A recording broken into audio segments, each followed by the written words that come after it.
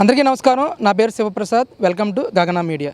రాష్ట్రంలో కురుస్తున్న వర్షాల దృష్ట్యా రాష్ట్రంలో ప్రతి ఏరియాలను కూడా పెద్ద ఎత్తున వర్షపు నీరు చేరి వరద ప్రాంతాలుగా దర్శనమిస్తూ ఉన్నాయి. ప్రతి ఏరియా కూడా ముఖ్యంగా ఆంధ్రప్రదేశ్ రాష్ట్ర రాజధాని అయినటువంటి అమరావతి కోర్ క్యాపిటల్ సిటీలో ప్రస్తుతం మనం అయితే ఉన్నాం. గత కొన్ని రోజులుగా సోషల్ మీడియాలో పెద్ద ఎత్తున అమరావతి ప్రాంతం మొత్తం కూడా ఈ 4 రోజుల నుంచి కురుస్తున్న వర్షాలకి నీట మునిగిపోయిందని చెప్పేసి పెద్ద ఎత్తున ప్రచారం జరుగుతుంది.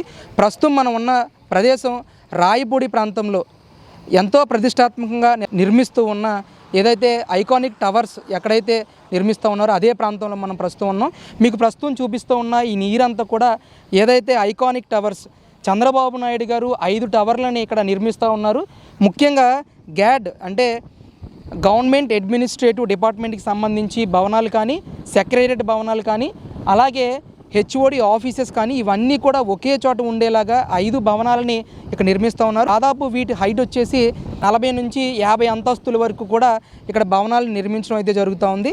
ఎప్పుడైతే చంద్రబాబు నాయుడు గారు ఈ ప్రాంతంలో అమరావతిని రాజధానిగా నిర్మించాలని చెప్పేసి ఏదైతే డెసిషన్ తీసుకున్నారో ప్రజలను ఉద్దేశించి ఆ రోజు నుంచి ఈ రోజు వరకు కూడా పనులు కొనసాగుతూనే ఉన్నాయని చెప్పొచ్చు.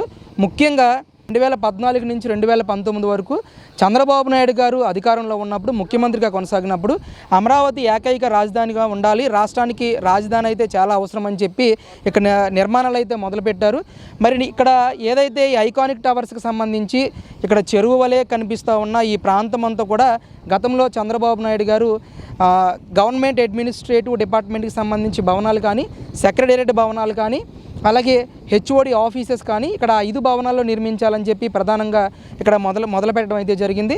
దాదాపు ఈ భవనాలకు సంబంధించి 50 నుంచి 60 అడుగులు లోతు వరకు కూడా ఈ భవనాల నిర్మాణాలని పునాదుల్ని పటిష్టంగా వేయాలనే ఉద్దేశంతో 50 నుంచి 60 అడుగుల వరకు లోతు వరకు కూడా తవ్వడం జరిగింది.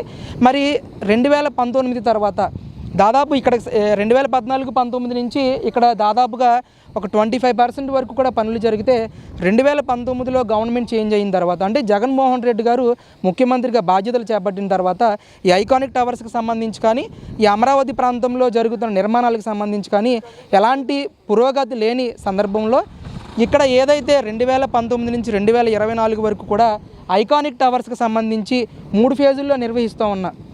మొదటి ఫేజ్కి సంబంధించి 464 కోట్లు, రెండవ ఫేజ్కి సంబంధించి 1243 కోట్లు, మూడో ఫేజ్కి సంబంధించి 1450 కోట్ల రూపాయలతో ఇక్కడ 5 భవనాలు నిర్మించాలని చెప్పి చంద్రబాబు నాయుడు గారు తలపెట్టడం జరిగింది. మరి జగన్మోహన్ రెడ్డి గారు అధికారంలోకి వచ్చిన తర్వాత ఈ భవనాలన్నింటినీ కూడా అలాగే వదిలేసిన పరిస్థితుల్లో భాగంగా ఇక్కడ కొద్దిపాటి వర్షం కురిచినా కానీ ఇక్కడ లోతు తవ్వటం వల్ల ఈ ప్రాంతానికి సంబంధించిన వరద నీరంతా కూడా ఈ నిర్మాణాల్లోకే చేరుకోవటం, దీనిని మళ్ళీ కాంట్రాక్టర్లకి ఉపయోగించి నీటినంతను కూడా బయటికి తీయటం. ఇప్పటికీ గతంలో చంద్రబాబు నాయుడు గారు అధికారంలోకి వచ్చిన తర్వాత ఇక్కడ దీనికి సంబంధించిన జంగిల్ క్లియరెన్స్ అన్నీ కూడా 30 కోట్ల రూపాయలు పెట్టి ఇక్కడ జంగిల్ క్లియరెన్స్ చేయడం జరిగింది.